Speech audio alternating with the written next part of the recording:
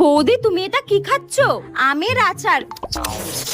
বৌদি তুমি আমের আচার কোথায় পেলে? আমাদের বাড়িতে তো মা এখনো আমের আচার বানায়নি। এই আচারটা আমাকে আমার মা বানিয়ে পাঠিয়েছে। ও তোমার মা পাঠিয়েছে? তাহলে তো মনে হয় একদম খেতে ভালো হয়নি। হ্যাঁ তো তোকে খেতে কে বলেছে? শাকচুনি ডাইনি একটা। আমাকেও একটু দাও। ছোচা একটা। আমার মানে কি আচার ভালো বানায় না, লোভে তো জিভ লাপ লাপ লাপ করছে। দাঁড়া তোকে দেখাচ্ছি মজা। বোন ওই দেখো আরশোলা আরশোলা আরশোলা আরশোলা। কই কই কই কই কই কই? হ্যাঁ আমি তো জানতাম এই ছোচাটা আমার মাকে অপমানও করবে আবার খেতেও চাইবে, এই জন্য তো আগে থেকে কাঁকড় নিয়ে রেখে দিয়েছিলাম। এবার দেখ কি হয়। কই বৌদি আরশোলা কোথায়? আরশোলা নেই? তাহলে হয়তো আমার চোখের ভুল ছিল। এই নাও তুমি আচার খাও। আমের আচার দেখে তো জিভে জল চলে আসছে। আমের পিস। গেল গেল গেল গেল, আমার দাঁতগুলো সব ভেঙে গেল রে। হ্যাঁ